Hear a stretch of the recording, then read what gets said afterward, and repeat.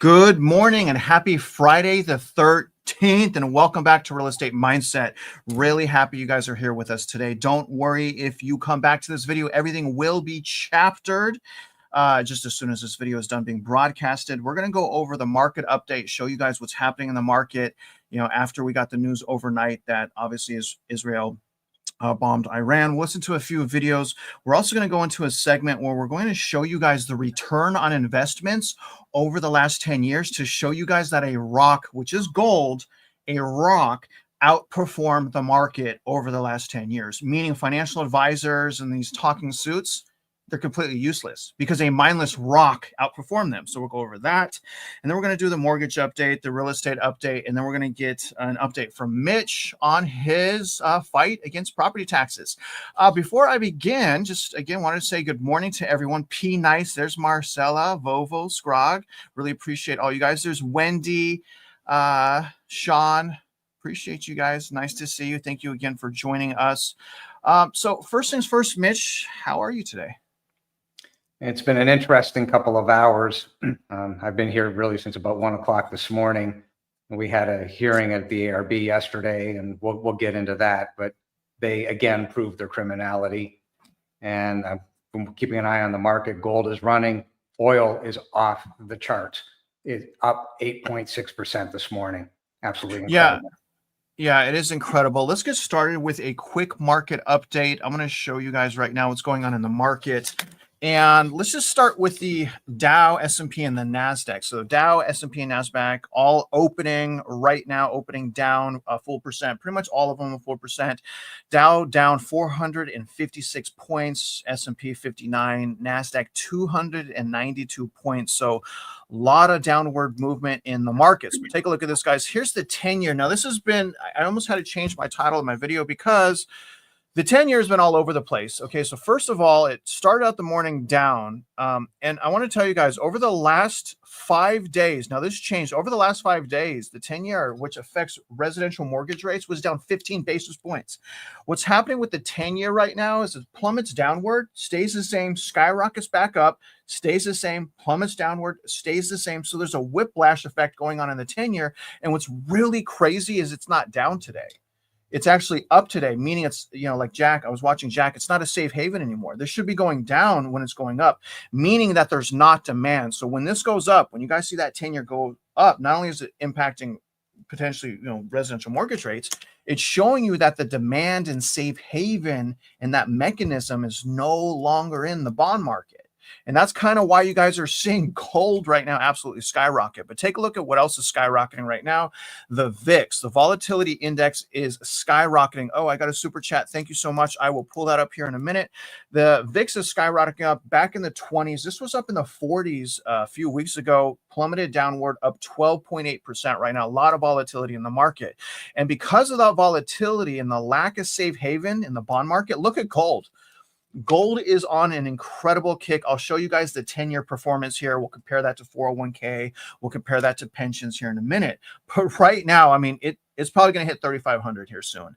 $3,460 right now on gold. I mean, gold has just been kicking butt as a result of the weakening dollar and many other things. But take a look at silver. Silver also up. Now, silver's been sideways pretty much all morning. 36.30. Now, you guys know I've been investing in silver. I've been investing in silver at least on air for the last, about 5 to 6 weeks. And I purchased silver. Let me show you guys how I did it because this was alive. Let me show you guys the 1 month chart. Actually, let me show you the 3 month chart. So this is where I first bought silver. So you guys see this downdraft right here? This is a huge downdraft, and I purchased it down here. So anytime there is a downdraft or something like that, that's a good opportunity. I'm not a financial advisor, but if you're my friend, it's a good opportunity to potentially invest in something when you have those huge swing of volatility. So I purchased it here. It's now up about 20%. That's really good. Here's what's not too good. The Dixie and the dollar has been plummeting as well. But the crazy thing here is it's made a rebound. This got down to in the $97 range last night. Look at this, going down to about $97.60, almost a 1 year low on the dollar. Really, really close to that 1 year low. The 1 year low was 97.60. Again, it looks like we got to 97.68 last night. So a lot of deterioration and debasement with the dollar, and we can see that in the Dixie. One of the reasons why the debasement of the dollar and it going down is we have a new update on the deficit spending. So we have the fiscal year going to May now. So this is a fiscal year going to May. We have a $1.36 trillion in fiscal deficit. So that's the deficit that's going to get added on to the 36 trillion. This is how they're spending, right? So 14% up year over year. Absolutely horrible. Another way to look at that is you can see the total debt and the trajectory of the debt here. This is just to the fiscal year, so of 2024. And again, you guys can see the skyrocketing trajectory. Now, again, the big problem here when we hear people talk about the solution to the economy is nobody is talking about what you see on your screen. And what you see on your screen is the debt that's not being paid off. So that's a huge problem. Here's another problem. And again, one of the reasons why gold is going up so much, you look at the national deficit going up right here, almost hitting 37 trillion. You look at the total unfunded debt right here, 104 trillion. When you add those together, you divide the U.S. income taxpayers, 112 million. You guys can see that right there. That's $2.4 million in debt per taxpayer. So if your household has 2 taxpayers, that's almost $5 million in federal debt you're in. So just some of the reasons why gold is performing like crazy right now. Now, obviously, and I'm going to tee up a video here on the Fed rate cut path. So we're going to listen to a video about the Fed rate cut path. But Mitch, do you want to give any intel on what's happening in the stock market right now? Maybe you want to talk about oil, the VIX, gold. What insights can you share with us as far as what's going on in the markets? Well, what you've seen with the dollar running up today, the truth of the matter is the other currencies, if you look at the British pound, the euro, the Australian dollar, Canadian dollar, they have been on a tear, but their economies verbatim are in worse shape than ours. So what you're seeing today is a knee-jerk reaction on the currencies. So instead of the bonds running up, the US dollar ran up, but it's all not good. The difference in the currencies between one country and another, if you're buying or selling, depending where you are, you're going to get hammered one way or the other. You can't hold on to this stuff. So even the big traders are jettisoning. So that's why you saw this morning the US dollar run up.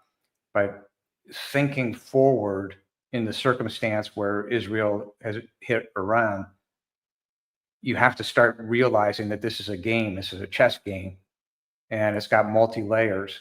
So yes, oil went up massively today, but the hit was a strategic hit so far. When Iran responds, we'll see what happens there. Then Israel will respond again. And if Israel goes after the oil fields, you will see oil run. What just happened today will seem like nothing. So you have to start thinking, if you're a trader, how does this affect me? If you're mom and pop, how does this affect me? Well, energy costs will skyrocket. So it's just a function of how long Israel has to keep hitting and what the responses are. But again, like we said earlier today, it's not good. Wars are very problematic, and it all does trickle down to mom and pop, and it all does trickle down to the economy. And so does the fraud. Well, yeah, because you couldn't realistically say that American citizens are funding some aspects of those wars that we want probably no part of. Really, really devastating. Let's go into the video, and then we'll look at the 10-year return on various investments. Our first video is going to be on the rate cut path of the Federal Reserve. Now, one of the articles that I wanted to read that I'm not, maybe we'll make a video on this, is how President Trump is suggesting now he's going to replace Jerome Powell by this summer, and he's going to pick someone on the Federal Reserve. Again, this is according to him. He's going to pick someone on the Federal Reserve that is going to reduce interest rates. And when I read things like that, I'm like, what do you mean they're going to reduce interest rates? Why would they reduce interest rates? And when they reduce the interest rates, what interest rates? The federal funds rate? Well, what about the 10-year treasury that no one wants a part of? That's what's really impacting consumers anyway. So when I read this propaganda, it frustrates me. Nevertheless, you guys, here's the video on the rate cut path. I hope you guys enjoy it. Let me know that the audio is okay. And again, you guys, if you're just joining us, happy Friday. Don't forget to hit the like button. I love you. Hope you guys are doing well. And it's Friday the 13th, by the way. Pretty scary, pretty spooky. All right, but here's our first video. For tomorrow morning. Been a market mover lately. Steve Leisman is here with more on that. Lots of hopes around this report tomorrow, Kelly. Improved inflation expectations in a report we got yesterday from the New York Fed, together with hopes of a contained CPI tomorrow, could create conditions for the Fed to think about resuming those rate cuts later this year. And that depends, of course, on the impact of tariffs and other policies from the administration on prices and on jobs. The least likely cutting scenario, if inflation marches higher and unemployment doesn't decline. The most likely, higher unemployment and stable to lower inflation. And then there's this worst dilemma that we have, higher inflation and higher unemployment, the stagflation dilemma. Some think the Fed would cut even amid that higher inflation and focus just on jobs. But for a time, the Fed will likely wait to be sure tariffs are not spreading to broader inflation. Stable or lower inflation, that can enable the Fed to remove 50 basis points or so of estimated restrictiveness in the rate. And it could cut as much as 100 if inflation heads lower or it's amid stable or rising unemployment. The market, it's built in the middle scenario of 50 basis points in cuts with a tentative, roughly 62% probability of one coming in September, another in December. I would point out that neither one of those shows a whole lot of conviction, just on the other side of 50%. NFIB small business report this morning showed a modest rise in optimism, but the percent of firms charging higher prices and planning to raise prices both remain elevated. If tariffs don't show up in the data, it'll be an important step to clearing the way for cuts, but it'll need to continue, I think, for at least a couple more months, Kelly, in order for the Fed to feel confident to cut. It's interesting what you said about not much conviction on the rate cuts. Right. So, as I hear some people, especially those kind of closer, more sympathetic to even the Trump administration, saying, maybe this is not the time to be hammering the Fed because the economy looks okay. You cut rates here, maybe you trigger a run up in inflation. I don't know if I'm fully persuaded by that argument, but I just find it noteworthy to see it making the rounds. It's an interesting, I would say, contradiction, I would say, in some of the administration rhetoric when it comes to the Fed. You can't be saying 3% growth and the Fed needs to cut. I mean, certainly not, at a 2.5% inflation rate, I don't think. You'd want to bring it down quite a bit. But if you're going to have accelerating, look, there is a potential other side to this story that could be unleashed. Let's assume you get tariffs down to a place where business isn't freaked out by the uncertainty. And then you have some of the other stuff coming from the administration bill, like the expensing from R&D, bringing forward interest expense, that kind of stuff. That could be very helpful to economic growth, in which case the Fed might want to say, you know what, if you're going to go full steam ahead, I'm not going to let up. I'm not going to let up on the brakes. Right. And so the expectation for tomorrow is what on the core, like 2/10, I think we said? Yeah, exactly. But like 3/10, so you might get a pop higher in the core to 2.9. Remember, from your old days, you take off a half a point from CPI to get the PCE. So is it a half point? Okay. It's about a half a point. So we're real close to the PCE. Not bad. It's been going the right way. The trouble with the whole discussion is just you wait, because the tariff stuff is coming. Right. We're going to have to dissect that report tomorrow, look for any whiffs of tariffs or actual tariff stuff, and whether it's offsetting stuff. If people are paying more for this, it may mean they're going to be paying less for that. So we're going to try to focus on the aggregate demand. All kinds of stuff happening. Yeah. Question is, if you're a Fed person, are you feeling lucky? Do you want to roll the dice and say, I'm cutting rates here because I think this inflation is not either going to happen or it's going to pass through, or I need to hold on to the dice? I think they're just going to be as safe as possible. And that probably means doing nothing until we have a lot more. You hear a lot of that from Fed officials. Exactly. Okay, so that is our rate path. And, when I watch that, I can't help but think to myself, like, what are these people even talking about? Like, I have no idea what they're talking. Like, what are the points they're trying to make? Like, why aren't they? He did a little bit of explain, like, you can't say the economy is doing well and that we need to cut rates because you cut rates to stimulate the economy, right? Like, where's the disconnect there? But real quick, Trevor, thank you so much for the super chat. $10. She's saying, hi, Mitch and Travis. We're going to war, y'all. I hope not. I really hope not. That's absolutely heartbreaking. It's innocent people. I hope we don't go to war, but I know a lot of stuff has happened overnight. I know that. We're going to go in now to the segment where I'm going to show the viewers the 10-year return on certain investments. So let's start, unless you wanted to comment on that video, Mitch. Do you want to comment on the video? Yes. It's completely inconsistent. How in the world can you possibly say that 61% chance about lowering interest rates and the economy looks good.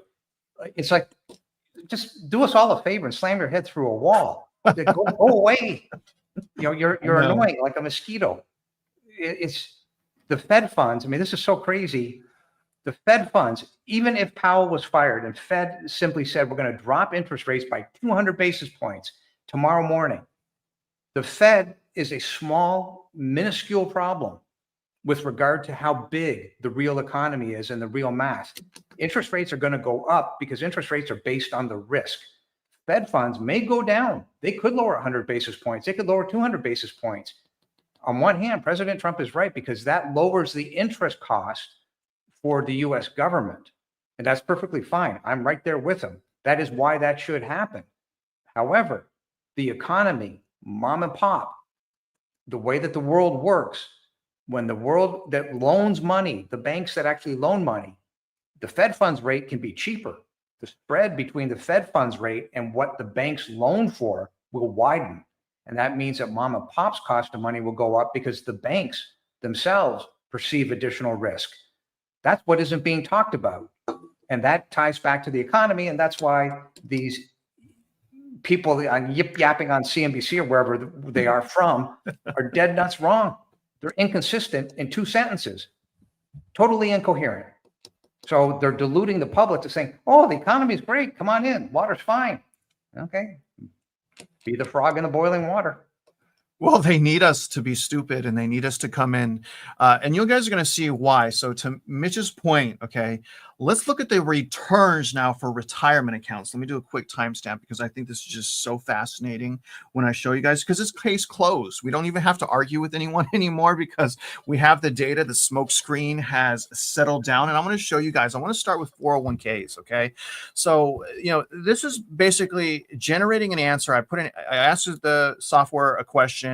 It searches the internet, gives me multiple articles, and it just basically breaks it down. And what I've learned about 401ks, you guys, is when we look back 10 years, okay, a decade, okay, the average 401k, and this is absolutely insane, you guys, as of at least the second quarter of 2023, the average 401k went up 39% in 10 years.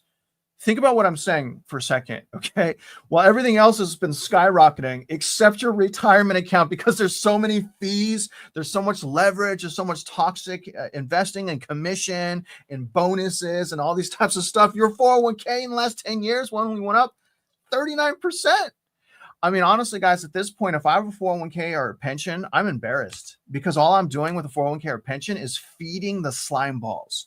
I'm feeding the snake, corruption, fraud, debt, greed, whatever you want to call it. If I have a 401k, I'm embarrassed. 39%. Look at that over 10 years. And look at this, you guys. It gets even worse when we look at pensions. When I was looking at pensions, Mitch, I was like, there's no way. The pensions are even worse. Look at this. Okay. So this is saying on average of the last 10 years, okay, if we just look at 2013 to 2022, pensions have gone up in real terms. I mean, I can't even believe this. This is absolutely shocking because I could have got treasuries and made more than that. 13.3%. Pensions went up 13.3%. Now, it's also saying on average, they go up 2.6% annually. So in other words, pensions have gone up in the last 10 years, 13 to 26%. So if I have a pension or a 401k, I'm absolutely embarrassed with myself, right? So pensions in the gutter, 401k in the gutter when we compare it to other things. Now, here's another article, just to give you guys more sources of information, that's saying that 401ks have gone up between 5 and 8% per year over the last 10 years, which would be 50 to 80%. Nevertheless, it doesn't mean anything when we look at the S&P 500. Let me go back to all real quick, S&P 500 to show you guys. So when we look at the S&P 500 and we go all the way back to 2015, say June of 2015, the S&P 500, okay, has gone up from 2,086 to 6,012. That's up 287%. If you guys would have just invested in maybe like an index fund or like something like that, you would have got 5 times the return, 4 to 5 times the return than your 401k. Because again, we're showing you guys debt and fraud bubble. S&P up 287%. But look at this, you guys, homes. What about houses? Okay. Everyone's like, oh, we should buy a house. Just buy a house right now. If you're renting, you're wasting your money. Houses are up in 10 years, 44%. That's it. right? So everyone, oh, a house is the greatest investment ever. It is a good investment. I'm not saying it's not. Okay. Well, hold on. Let me take that back. It can be a good investment, but it hasn't been over the last 3 to 4 years for most people because they don't know how to buy real estate. But I wanted to let you guys know, if you've been renting for the last 3 years and you've been putting that money, the difference between renting and owning could be $1,000 a month. If you've been putting that money and you've been investing it in any of the things that we are about to go over, you've done way better for yourself. Because again, over 10 years, houses are up 44%, but you got to pay property taxes and that profit is taken away anyways. But look at what happens when I go to gold. All right, let me show you guys. This is insane. To me, this was actually a surprise. I didn't realize gold had gone up this much, but look, going back to June of 2015, gold was at 1179, which means in 10 years, guys, gold is up 291%. Do you guys know that? Do you guys know that gold went from 1179 to 3464? That's up 290%. This gold, what you're looking at on your screen over the last 10 years, has outperformed all of these knucklehead suit talking heads. It's certainly outperformed pensions. It's certainly outperformed 401ks. So all the people that are knocking, oh no, diversify. You guys shouldn't say take money out of your 401k. You guys shouldn't say take money out of your pension. Yeah, we should. Yes, we should say that. I'm not a financial advisor, but we should say that because what I'm showing you on the screen is a 291% increase in 10 years for gold. Okay. And I also showed you pensions went up 26%. What would you rather have? 26% increase or 290% increase? There is no comparison in the two. The system is broken. Okay. And here's silver. So silver also did good. It didn't do better than the S&P though. Let me show you guys silver. So silver went up. Let me show you June. Here's June. Right here. So silver was at $15.80. It's now at $36.36. So silver's up 229%. So again, you guys, we're just trying to knock them all down. I mean, these guys that are experts in the economy, right? They're experts. They're telling us what's going to happen. Let's cut interest rates. Yeah, just buy a house, right? Go run out and do this. Don't listen to these doomers. Well, if you would have listened to the doomers and you guys would have bought gold or metals or any type of safe haven type of assets, you guys would be doing well right now. You would be doing well because the only people that are doing well with pensions and 401ks are the people that manage the money because they make all of the commission on that money. Think about it, what I'm saying, guys.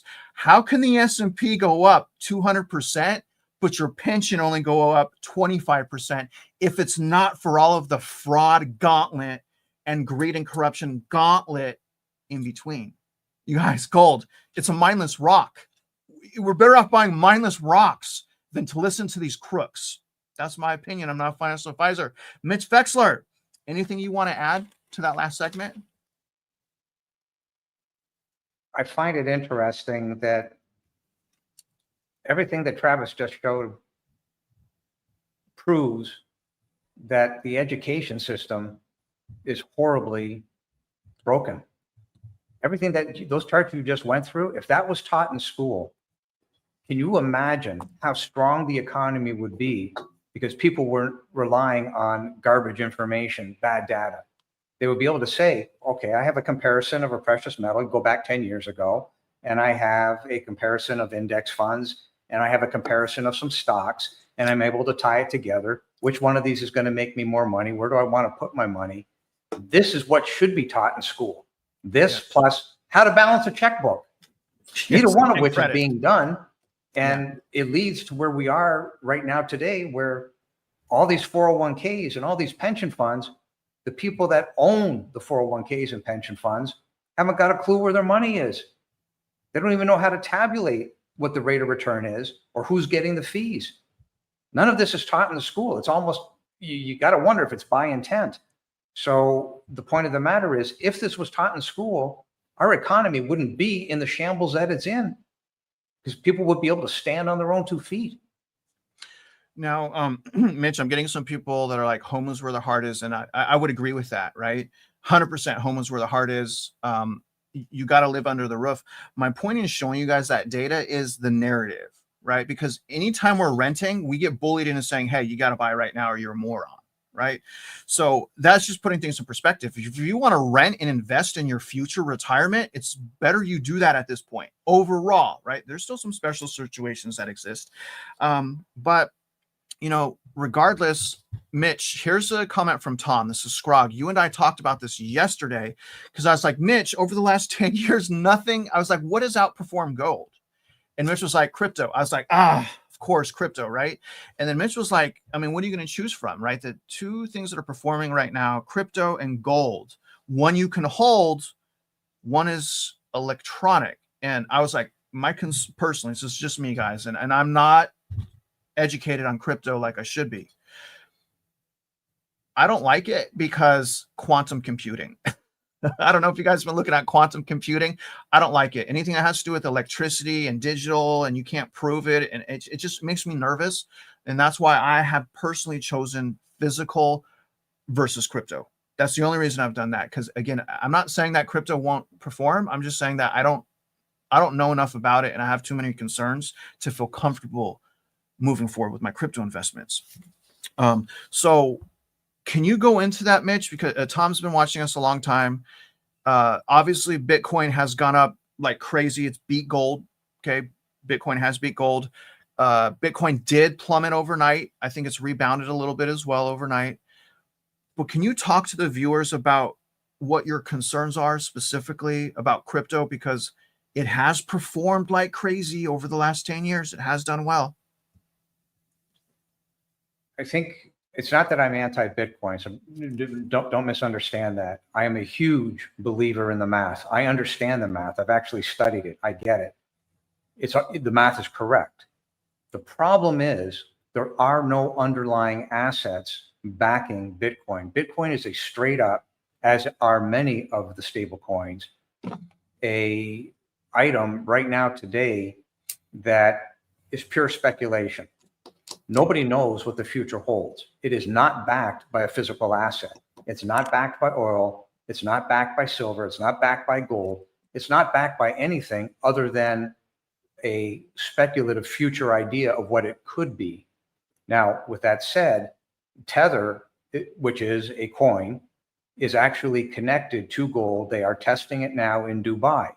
Now, if Tether comes out and says, okay, under this circumstance, we're backed by gold, this test works, then all of a sudden, in my humble opinion, we've really got something here, which will allow peer-to-peer, person-to-person, business-to-business connectivity around the globe backed by gold. That works. The problem is, and thinking this through one step further, if you said, okay, fine, Bitcoin was $87,000 about 60 days ago, and then it went up to 109,000. And in between all that, as a trader, it's going like this, up, down, up, down, up, down. Most people don't have the mindset necessarily to hold through that type of downdraft. They will jettison, which means they will lose. And that's what the market does, right? It tries to shake out the weak hands. So if somebody says, well, I'm going to invest in this, unless you can write a check for a Bitcoin and never look back, this is not a game because it's a pure speculation. Mom and pop have no business in this because they can't hold it. And even if you said, okay, fine, I'll trade micro Bitcoin. I think it's MBT, I think is what it is. Well, even if you do that, that means you're in and out in a matter of minutes or half hour. And that's fine because you're a trader. You know what you're doing. Mom and pop can't do that. They don't have the time to sit at the computer screen and watch all this. So it's a speculative vehicle versus something that's in your hands. And the truth of the matter is precious metals are precious for a reason. And that's 5,000 years of history. Bitcoin, Tether, none of the coins, none of the stable coins have a history longer than a few years. Pure speculation versus real money. Right. Both performing, right? One's got collateral, one doesn't have collateral. Yep. I guess currency is what people make it, right? Couple comments I want to go over, and then we're going to listen to our next video. This is a comment here. Travis, how many ounces of silver do you buy at a time? I've been thinking about buying 2 ounces per month. So, and I was just talking to Mitch about this. Now that I'm a full-time content creator, my income battle is exhausting and a little bit scary, and it fluctuates a lot. So it depends. If I have a good month, like, and I do well and all my bills are paid and I can save money, I want to get 100 ounces of silver or 1 ounce of gold per month. That's 3,000. But the problem is, guys, I can't save that much money per month right now. I've been recouping my savings. I've been getting the channel back on track after Hurricane Harvey, and I can't do that. So my goal is to get anywhere from 20 ounces to 100 ounces, and 20 ounces of silver, that's about $700. So I want to invest in my retirement or in my investment. I want to invest $700 to $3,000. It depends on how much money I make, because things are, I mean, you guys know what I'm talking about. I mean, bills right now are absolutely insane. So I can't do that. So I haven't got 100 ounces other than my first time going in, but that's it. But I've been getting like 20 ounces at a time usually. So I'll go 20. My last purchase of silver was 40 ounces. So I got 40 ounces of silver. So thank you for asking that. Here's a comment from Les. Normally I wouldn't pull up this comment, but Les, you're a troll, man. I know you're a troll now. I saw your comment. My wife mentioned your comment last night, Les. This is what Les said on my house to market video. He says something to the effect that you don't want to use the math at all when buying a house. You only want to use your emotion. And when Les said that, I'm like, Les, kick rocks, brother. Like, but I appreciate him always being here. He engages so much, but he's saying the opposite of what we should be doing. And then Les, you're forgetting one thing, brother. We can rent. We can rent. Okay. Should we buy a home over metals? You can live in a home, but you can also rent in a home and still live in it, right? So to answer your question, it just depends on the deal. Like I always say, I guess but your answer would be, it depends how emotional you get on the home. If you really, really love the home, you should buy it no matter what, right, Les? According to you, that's how it works, but that's not according to me. One more thing real quick, Les, I appreciate you. All right, just being content, gold, silver, and money is whether fiat or not, isn't safer than food or a garden. Just saying, money works in a working system that you may want to be in. And I love that they put that, because I talk all the time about how much I want to be a gardener when I retire. Let's go into our next video, which is on prices that will somehow, they're saying, are potentially going to increase. Okay, this is about a 7-minute video. We won't listen to the whole thing. Thought this was interesting, more from the talking suits about the potential for inflation. You guys take a listen. Let me know that the audio is okay. Whoops, let me push play. A look at the economy, trade, the budget bill, and much more. IBM Vice Chairman Gary Cohn, who was in the White House, the first Trump administration, as NEC director, long career at one of the preeminent firms, obviously, on Wall Street, Goldman Sachs. So you know what you're talking about in terms of things. And you're not part of the administration anymore. So I think you won't feel like you have to say great things. But I mean, why is this keep happening every single time it happens? Why are things defying the worst case scenario? Why is the market now, and the S&P's in a bull market again? Yeah. So is the NASDAQ. Why are these things happening when so many negative things have been pointed out by so many people? Look, Joe, the actual economy continues to perform very well. I mean, that's what you're pointing out here. The perceived economy and the polling data keeps coming in horribly. So we've got this huge divergence between what people think may happen, what is actually happening. And I think people's anticipation is like things are going to get worse, but they haven't gotten worse. We continue to see inflation data sort of at or around the Fed's target of 2%. We continue to see the job market be strong, not overly strong and not overheated, but strong enough to continue employment growth. So when you look at the underlying economic data, we're relatively sound right now. Everyone keeps worrying about the tariffs and tariffs feeding through the system and the inflation that's going to cause and the disruption it's going to cause. And look, I'm not saying we won't see that. We still may see that. We've only been in this, tariff dislocation, tariff conversation for a few months now. It takes a long time for these things to feed through the economy. We had inventory. A lot of people brought in a lot of inventory before Liberation Day. Those goods are priced at old prices. As we work off the old inventory, we bring in new inventory. I think we're going to start seeing some price increases, but it's going to take its time working its way through the economy. So look, we're early in this game, and we may never get to a place where we have this inflation. We've definitely gotten past a couple of data points where people said, okay, you're going to see it here, and it wasn't there. I'm really afraid to stick my neck out and say, we're not going to see it. I believe what all the doomsayers, I believe them. It's coming. Which is why he'd like you to say it. Which is why I like, no. But then at the same time, I look at the discounting mechanism of the stock market, and I'm not absolutely convinced that the most dire forecasts are ever actually going to come to pass. But I think the market's not convinced that the highest levels of tariffs are ever going to come to pass. A lot of times, most dire things don't happen. Usually. Markets tend The world to. can only end once. Yeah, markets tend to overreact. We tend to overreact on everything. Whether it's perceived data, whether it's reality, we tend to overreact. Markets tend to normalize relatively quickly. But look, there's some things we do know. So if you look at freight shipments coming into the port of LA Long Beach, which is the major import destination for things coming out of Asia, we know that freight shipping is down about 50% year over year. So we are getting 50% less goods than we were a year ago. It doesn't feel to me that the US consumer is consuming 50% less today than they were a year ago. So as we work through the inventory buildup that I perceive was there, that new pricing has to feed into the system. I think a lot of people felt like that was going to feed into the system now. It was going to have fed in the system by June. Maybe it's July, maybe it's August. I'm Absolutely smart. amazing It feels to me like it's BS a- here. And on the other Absolutely side, we should have amazing. seen some of the uncertainty and the paralysis of consumers and CEOs. We should have seen some of that manifested too. I think you are seeing some of the. Okay. I think you're seeing some of the. I won't call it paralysis of CEOs. I think you're seeing hesitancy. That's a much better word. I think you're seeing some conservativeness. CEOs in the CapEx space are taking their time. Right now, I don't think the CEO community feels like they're getting rewarded for leaning into big CapEx opportunities. They don't feel like they're being rewarded for making big, bold investments.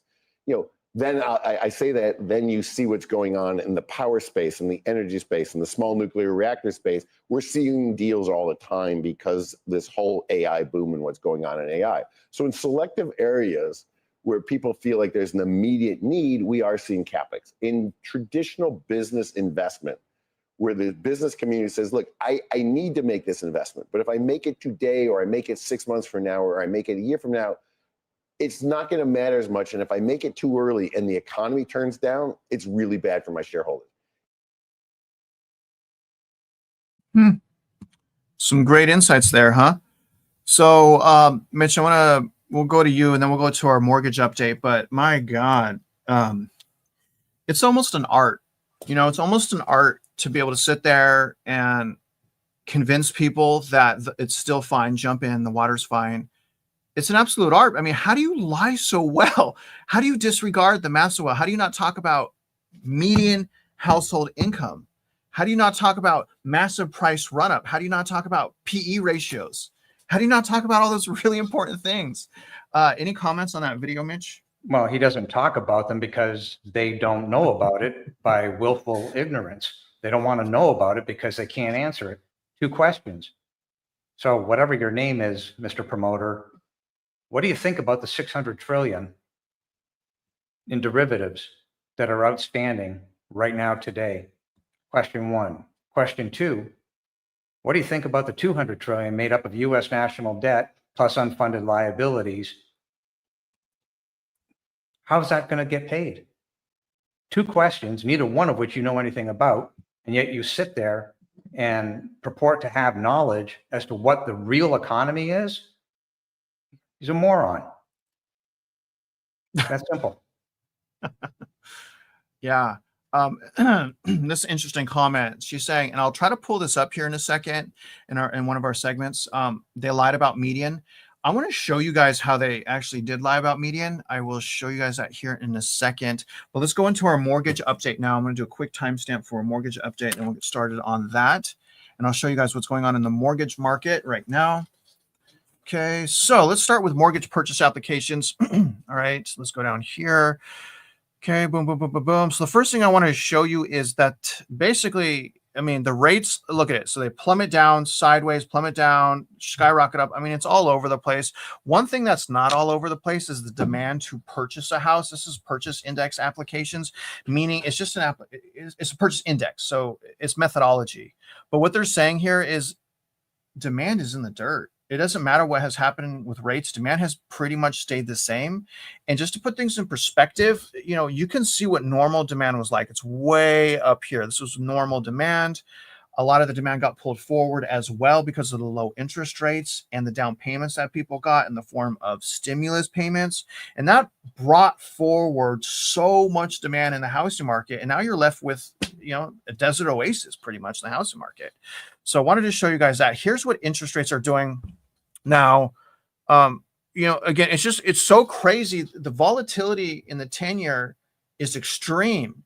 But it's like it's the twilight zone because it's staying in the same zone, which is basically putting residential mortgage rates between 6.5% to 7.1%. Doesn't matter what happens in the world. It's just, I don't know who's controlling the 10-year, but it's skyrocketing, plummeting, but it's still in the same zone. Interest rates right now for residential mortgage rates still elevated. I guess, is it elevated, or is it the prices that are elevated? I guess maybe both, but predominantly prices. Interest rates right now for a conventional 30-year fixed sitting under 7%, slightly at 6.85%. I want to remind you guys, always shop your interest rate. You want to shop your interest rate with 3 to 5 lenders. Also understand that in order to get a proper quote for an interest rate from a loan officer, they usually need to pull your credit and underwrite your income. Okay, so understand you have a 4-week grace period on your credit. So in other words, don't drag your feet. When you shop your mortgage, do it all at once. So have your notes together. You're going to run your credit and then, you know, shop for 2-3 weeks and find the best deal. Okay. Now, normally you're going to get a better deal with a broker over a direct lender, but not always. But normally you will. And normally FHA is going to have a much lower interest rate. You can see FHA down here at 6.39%. I believe this got slightly under 6% this year and then skyrocketed back up. I mean, it's all over the place, guys. 15-year fixed sitting at 6.14%. If the shorter the term, the less that we pay. Okay. And I'm going to show you that right here. So here's what it looks like. This is the amortization schedule. I changed the loan amount to $500,000. So we're looking at $500,000 now over 30 years, which is way too long. You don't want to pay debt for 30 years. But if you do, and you get a 6.85 interest rate, to pay back $500,000 would cost you $1.17 million. This is how bad mortgages are. And if you don't understand how this works, this is an amortization schedule, then you should not buy a house. Because if you do buy a house and you do not understand how this works, all you're going to do is refinance every time someone says rates went down, it's time for you to refinance. And all you're going to end up doing is starting this amortization schedule all over again until you pass away and someone else is going to pay that mortgage, probably the taxpayers in the form of mortgage-backed security or a bailout from the Federal Reserve. My point is, understand you have to pay money towards your principal. You have to pay extra money. If you don't pay extra money, they own you. They own you. The only way to really take advantage of home ownership, well, we got property tax problems, is by paying the mortgage off. You got to get rid of this. And again, just to put this in perspective, okay, if you just do one extra payment a month, which is bi-weekly, if you pay bi-weekly, which is one extra payment a month, let me show you what it saves you. Okay, one extra payment a month on that saves you, look at this, guys, it turns the loan into a 23-year loan and you save $169,000 in interest. But if you do 2 extra payments, okay, so 2 bi-weekly payments, say $6,400 per year. That's just per year. Okay, so like your tax return, right? Let's see what this would go to. Okay, so it would turn it into a 20-year loan. Okay, and you would save, look at this, $262,000 in interest. So in other words, you guys, you really need to be aware of a few things when it comes to the housing market. One of the things is obviously comparable data, understanding that the housing market is about local data analysis, and you figure out wedge and cash flow by looking at what other homes sold for, and you do that analysis. And then the other really important thing is the amortization schedule. So comps and analysis, amortization schedule. If you know those 2 things right there, you're ahead of 90% of Americans out there. And I have both those courses already made for you guys for free at realestatemindset.org. Okay. Now let's go into our video and then we'll go back to you, Mitch, on consumer spending. So we have a consumer spending video. Don't forget, you guys, a lot of this monetary money and M1 coming back to the market. It could be derivatives, could be credit. But let's see what consumers are spending their money on right now. I'm going to do a quick timestamp for this next video. I really appreciate you guys staying along with us this whole time. And let me know if you guys can that the audio is okay. The results of the CNBC NRF Retail Monitor for May just released. Let's get to Steve Leisman. He has more on this. Hi, Steve. Hey, Becky, consumer spending growth slowed in May, apparent payback from strong April outlays that were propelled by consumers pulling forward purchases ahead of tariffs. And consumers, of course, could now face new challenges after developments overnight in the Middle East. The CNBC NRF Retail Monitor, it's powered by real credit card spending data from Affinity Solutions, showed a 0.5% gain for the headline data. Pretty good. That excludes auto and gas, and that's down from 0.7 in April. But when you take out restaurants, spending dropped to 0.2%, pretty weak there, from 0.9 in April. Year-over-year rates remain positive, but both are down from April. 8 of 12 sectors were up, led by digital products and restaurants and bars, but apparel also increased, not showing much tariff effect there, along with sporting goods and hobbies. Those are a sign that discretionary spending continues to be relatively in pretty good shape. Declines came from gas prices, but also furniture and electronics. Those are two areas that could be showing some tariff impact. The NRF writing in its commentary, while momentum remains, the nature of consumer spending is shifting as caution from uncertainty increases. Consumers are trading down rather than reducing spending. The outlook for spending would otherwise remain bright. You have high levels of employment, decent wage gains. Remains to be seen whether May was just payback and strength returns in June, and if tariffs have a broader effect in the months ahead. Now, of course, the attacks on Iran will be another factor for consumer sentiment. Lower gas prices were a big positive for consumers, both for sentiment and, of course, for prices offsetting some of the gains we saw in the overall index. Becky? Yeah, Gary Cohn was just here yesterday as the markets were celebrating these lower than expected inflationary prints we got both on Wednesday and Thursday of this week, talking about how, he talks to Walmart and their managers will tell you that if somebody fills up with gas thinking it's going to be $80 at the gas pump, it turns out it's only $62. They'll take that $18 and go inside and spend it immediately at the stores. So higher oil prices are a concern, but we'll see if it hangs in there. Halima Croft earlier this morning said that the market's gotten burned. Oil traders have gotten burned in the past, thinking that some of these geopolitical issues will keep oil prices higher, and that hasn't been the case, at least to date. Yeah, usually these things snap back pretty quickly. And of course, it's a new era with so much U.S. production. I think if I had to guess, the market is trading right now on the fear of a wider conflict, one that could disrupt more broadly oil supplies from the Middle East.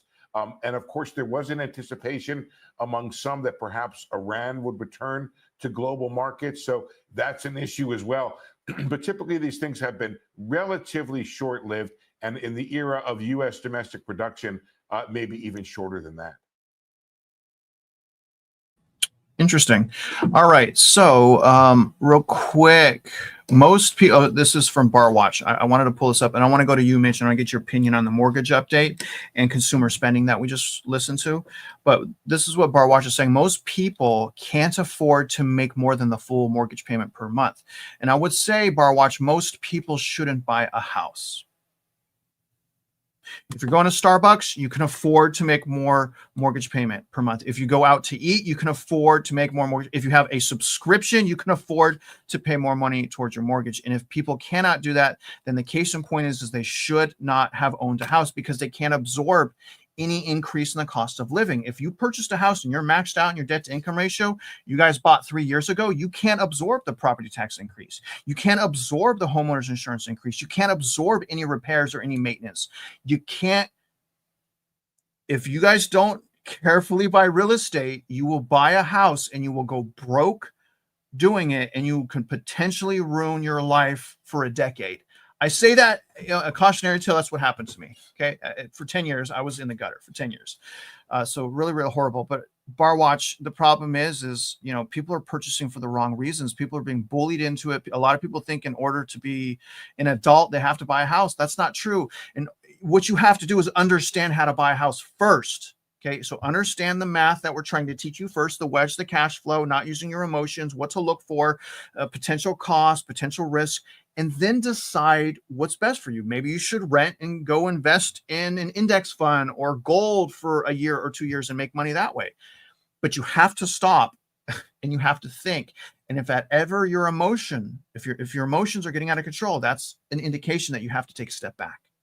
So it's okay to walk away. Mitch, can I get you any comments on those last couple segments? On one hand, we're right back to the education system, but follow me for a second.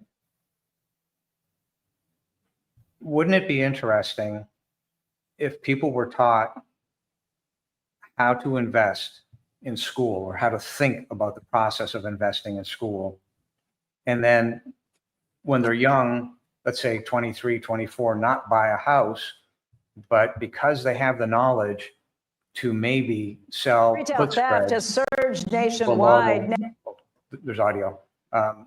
Maybe to sell put spreads below an index fund like the QQQ, or over the last 10 years, sell put spreads below the GLD, which is gold.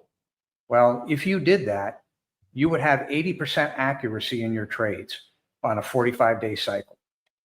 If you did that, do you realize that the income would cover the cost of the housing? So your risk to buy a house would be next to nothing because you've got the underlying investment income coming in. I know some people that actually do this with dividends and that kind of thing.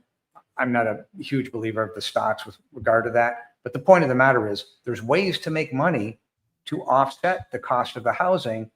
If you're doing that, plus you've got employment, well, you've got the world by the tail. The problem is people aren't taught how to do this. And that's the flaw.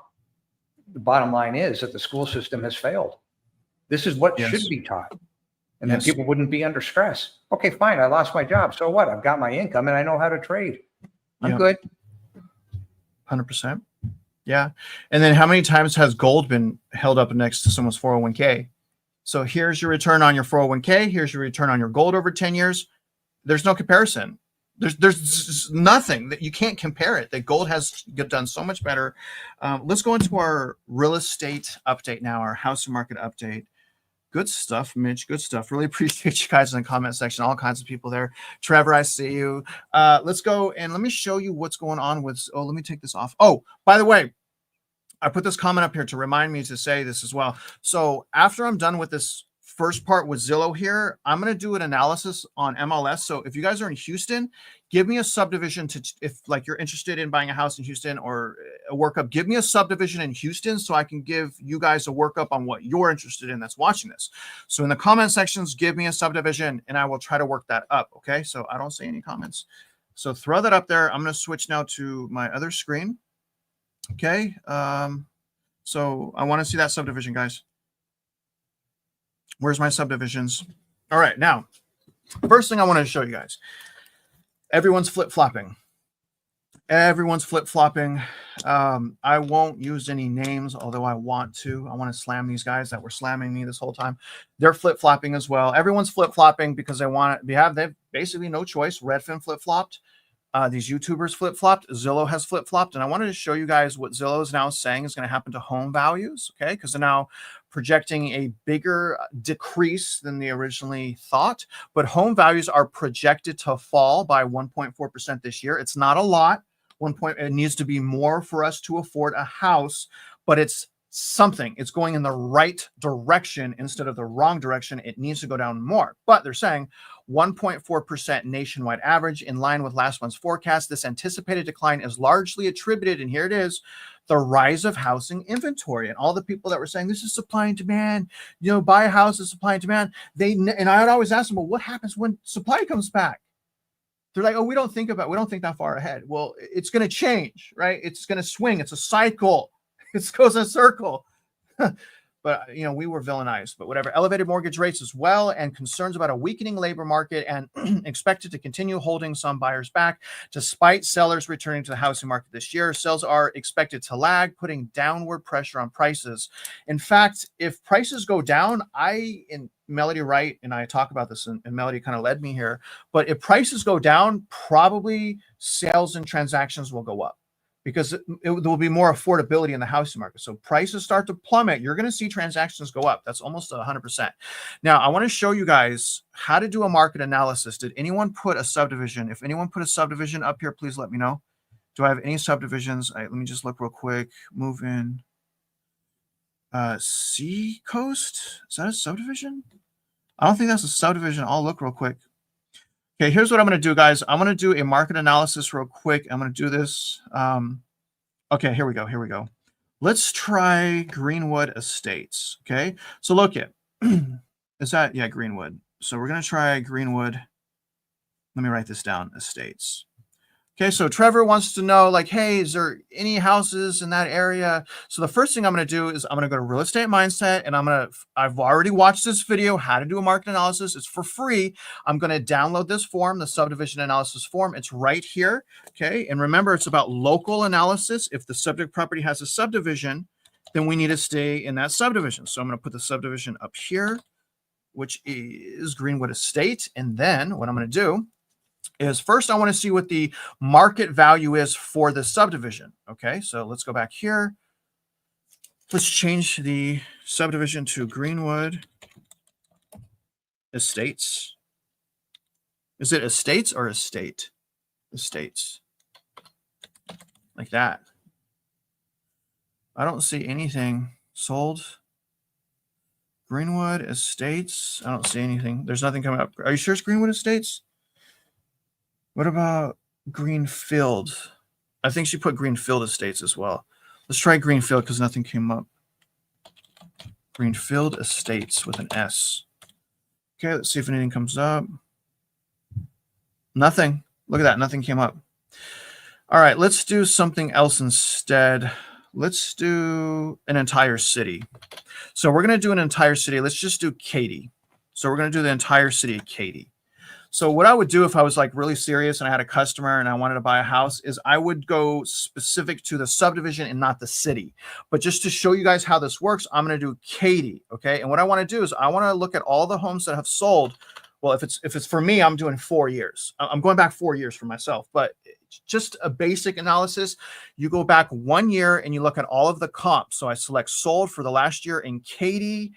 And it's a lot of houses. It's like too many houses that have sold. I'm going to just put a different city because this is just too big. Let me get a different. I'm going to put Kingwood. I'm just going to put Kingwood because we've been staying in Kingwood this whole time. All right, so we're going to go Kingwood, and I have 471 homes. So let me go Kingwood for the last year. Let's look at the results for Kingwood. Okay. So I'm going to select all of the data. And this is going to divide the data into itself to get us our average price per square foot. Okay, tabular. So our average price per square foot in Kingwood for the last year is $150.74. But you guys, what's wrong with doing this like this? The problem with doing it like this is it's not taking into account different subdivisions.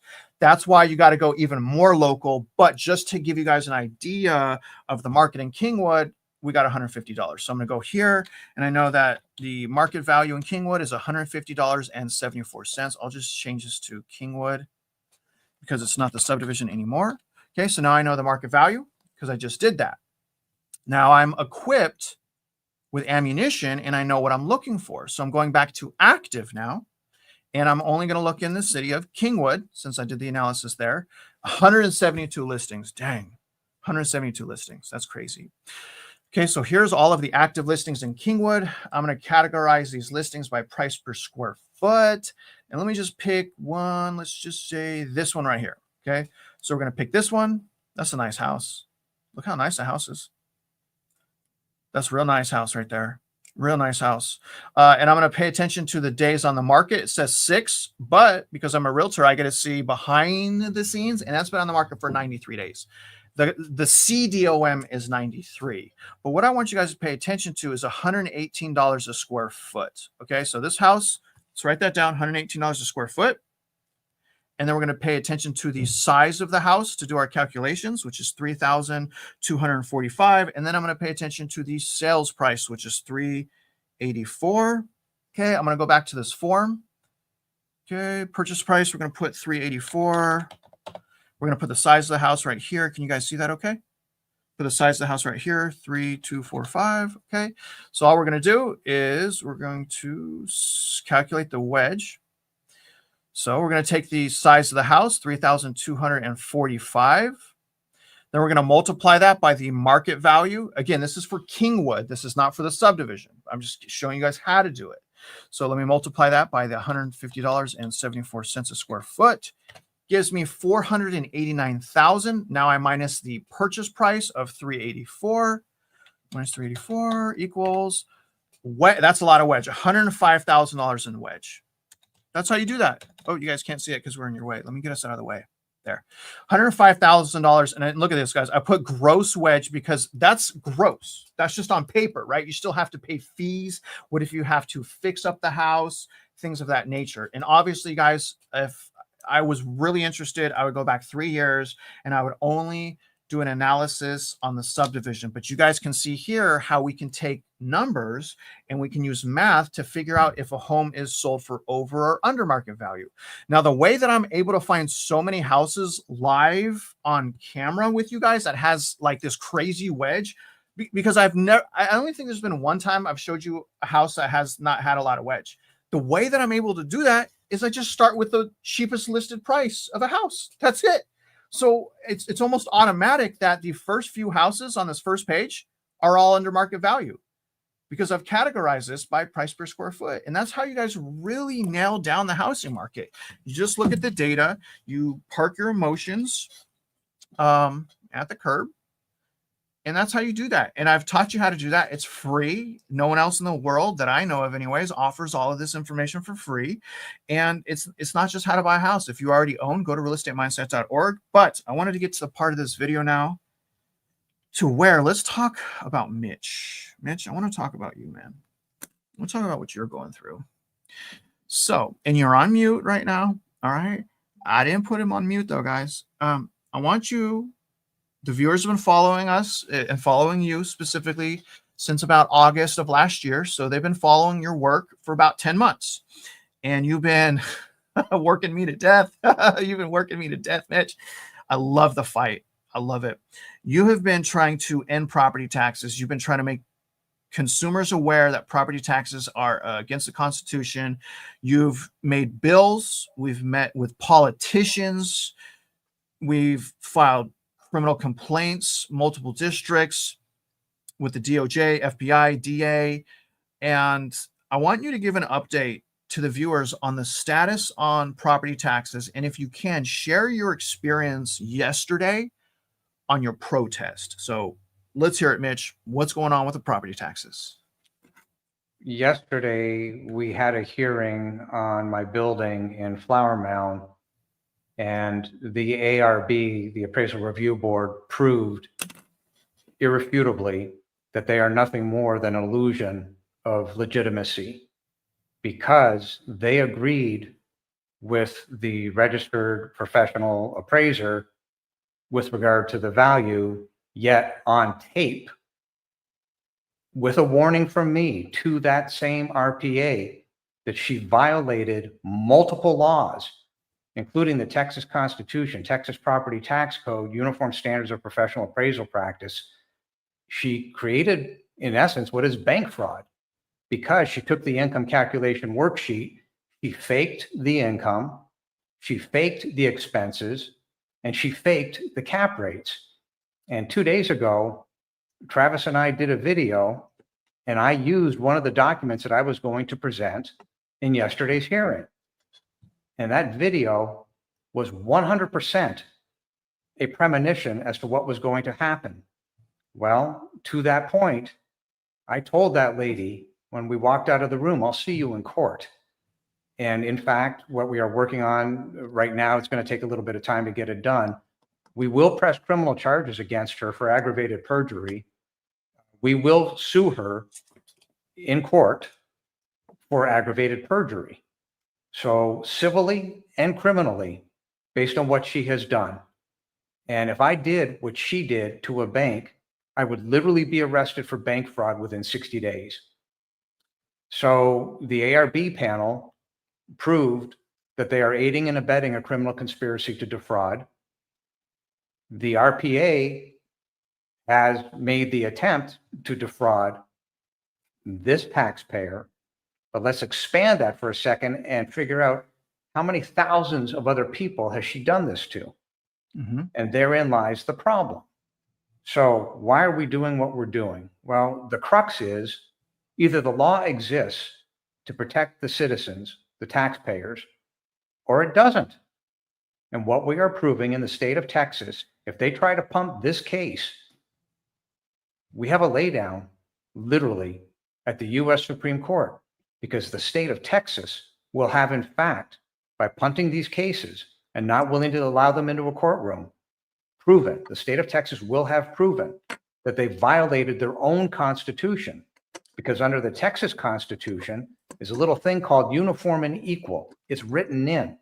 Well, you can't be uniform and equal to anything if your income statement is a fraud. And what the CAD has created, what this RPA has created, is a straight up fraud.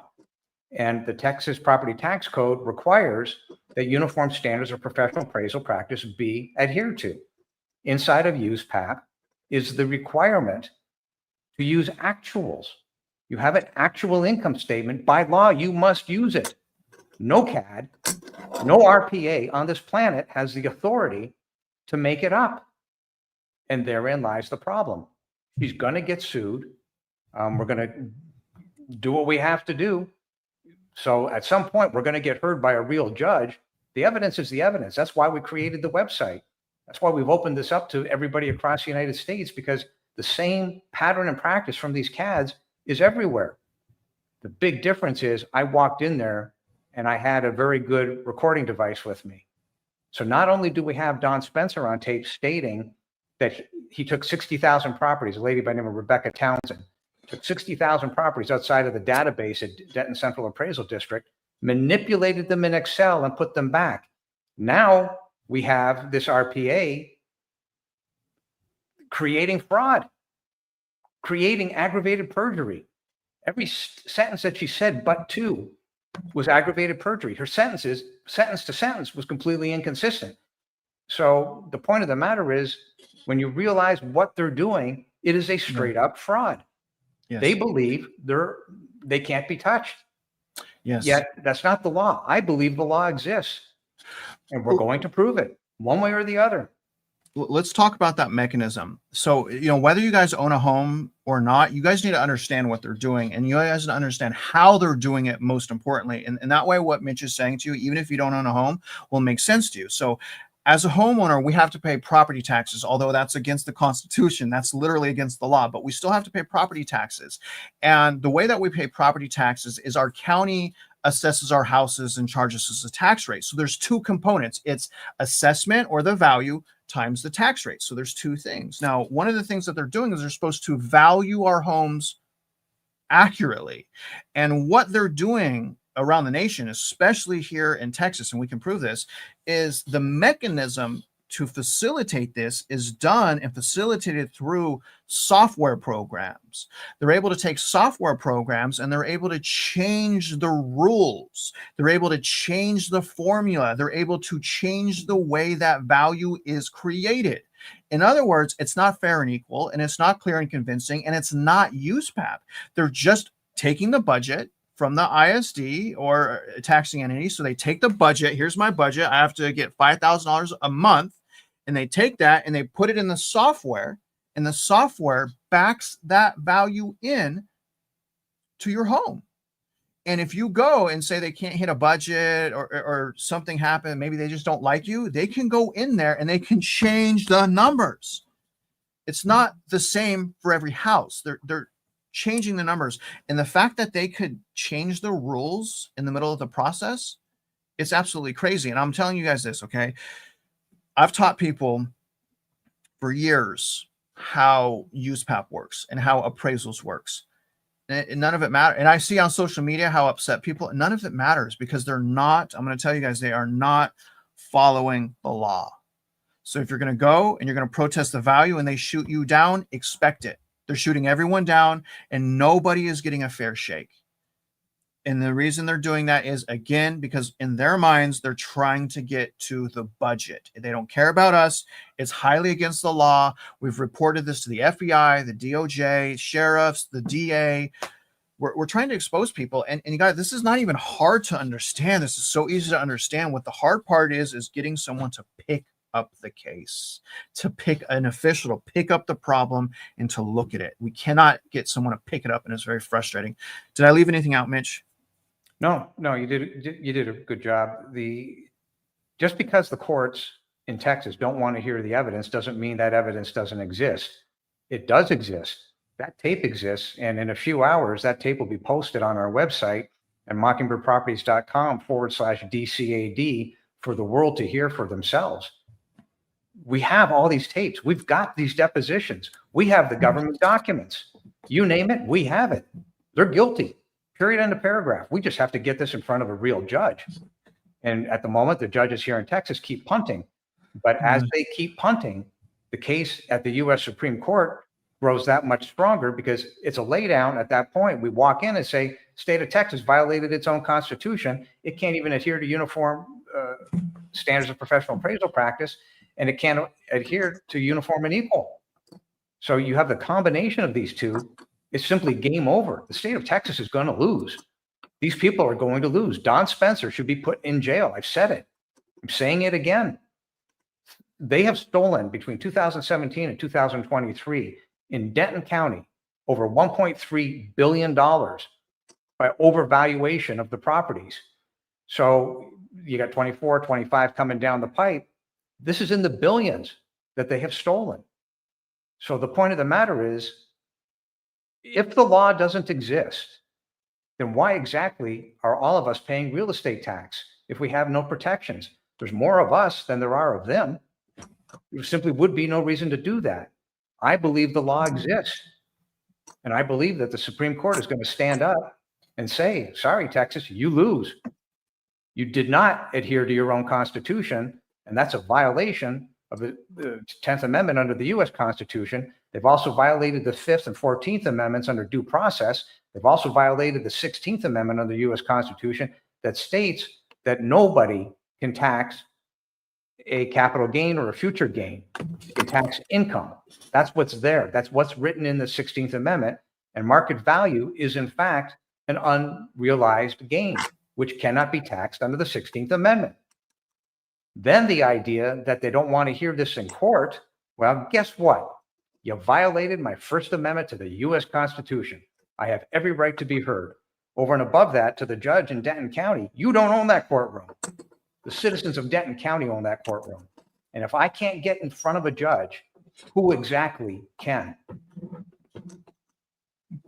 Great question. Should be a simple answer there. Should be very simple. You should be able to have a right to hold your officials accountable. We should have an easy segue to report public official abuse. But instead of that, look at this comment here. Instead of that, they set it up so that you can't sue them unless they say so. They can only sue themselves. Do you think they want to sue themselves? I don't think they do.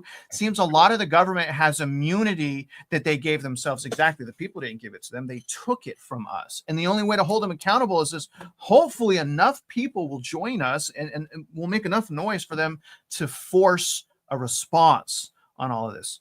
Real quick. Point out that there's thousands of people this month and next month across the United States that are going to lose their home or they're going to lose their business over this issue.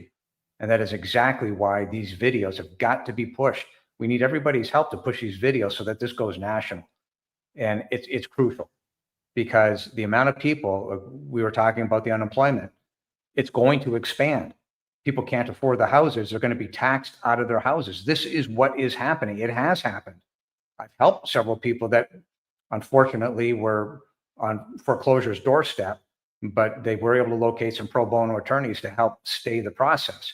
But the bottom line is this is by the thousands and it's going to ramp up to the tens of thousands per month. These people are fraudsters. The central appraisal districts are owned by the school districts.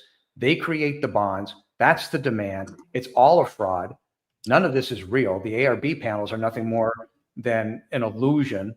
And the truth of the matter is they're aiding and abetting. These are private people that make deliberations based on something they know nothing about. They don't understand how to value a property. They don't know what the laws are. They're an illusion.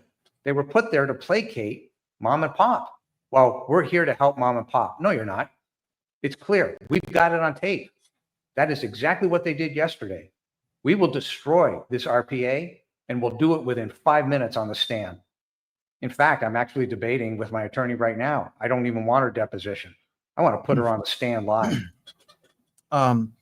Just want to tell the viewers, now I was going to record that. In fact, I wanted to, but one thing I didn't tell you is I pulled my Achilles tendon and I have a boot on my foot right now. I'm super embarrassed about that. I was supposed to go fishing and I pulled my Achilles, so I have to wear a boot for a month. So I can't even do anything right now. My son gets here tonight.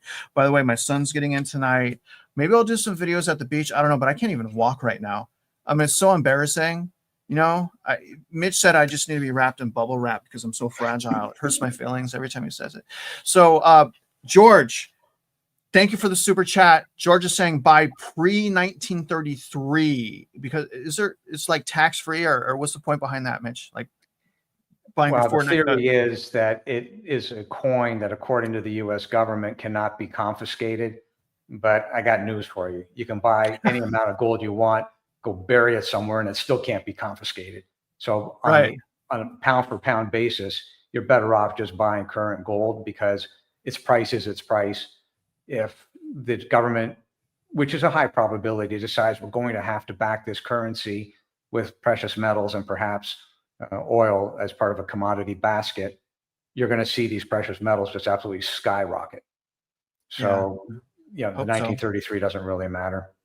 I get it. I understand it, but no. But I mean, good point. I mean, to each his own, and I really appreciate that support. And another super chat here from Joe. Thank you so much, Joe. I feel like we're sitting on the financial version of BP's Deepwater Horizon catastrophe. Yes. The difference is, though, with the Deepwater Horizon catastrophe, at least the public knew about it because they put a freaking camera there and we watched it. Like we had no choice but to know what was going on. This, though, the catastrophe we have right now, the mainstream media is doing everything they can to disguise the economy as something that it's not. It is a toxic waste dump full of fraud, greed, corruption, and leveraged toxic debt. That is what our economy is right now. And the reason why it's not sustainable, because we can, respond like this because we know what we're talking about, it's because the median household income.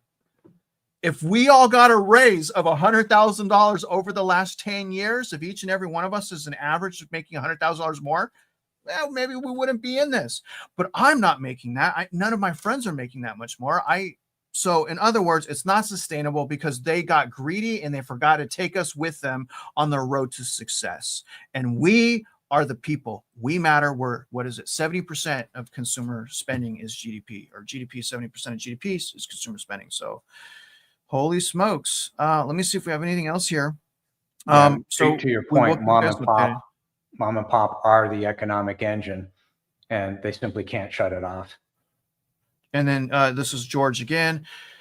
Pre-1933 can be used as bullion confiscation, some with pre-1964 silver. So he knows his silver, he knows his metals. You guys, we showed you guys the math. Okay, we showed you the return on 401ks, on pensions. We compared it with the S&P, we compared it to gold. We're trying to give you guys a perspective. We talked about the housing market. We talked about how everyone's flipping. I showed you guys how to use the math. If you guys want to buy, that's your decision. That's not my decision. The only thing that I'm really trying to provide for you guys is the perspective and the knowledge on how to do it in a way where it's the least risk for you. I want you guys to own a home. Every single person that's watching this, I want you to own a home, but I want you to own a home the right way. I don't want you to be married and shackled and chained to your mortgage. I know how bad that is, and you don't want that. So hopefully you guys like our perspective. Don't forget to check out the links in the description. Everything will be chaptered. I'm going to get you guys out of here. Happy Friday the 13th. We're going to try to do a live on Monday as well. Mitch Vexler, anything you want to say to these great people before we go? There was a time in history when 75 ounces of silver could buy a house. Ugh. So I'll leave everybody with that thought as to what could happen. Just think Yeah. it through. I hope that happens so much because I have silver. And silver's cool. Again, just big performers, crypto and metal. You get to pick what you want. Do you want the crypto? You want the physical? It's up to you. But either way, you guys, we love you. Love each other. Let's not fight. Let's try to share our perspectives. Please help us to grow, help us to share our videos. And for the love of all that's holy, I really hope you guys are taking advantage of all the work that we're doing behind the scenes with our websites, with all the free courses and the free materials, because you guys, we don't make these decisions often in life. Some of us will only make a decision to buy a house one time or make a decision to set up a retirement one time. So that one time is vital. And I hope you guys see what we're trying to do here. Now, other than that, we're going to get you guys out of here. If you're out there investing yourself, you guys already know we wish you luck. What was that? Something just fell. We hope you win. Not sure what.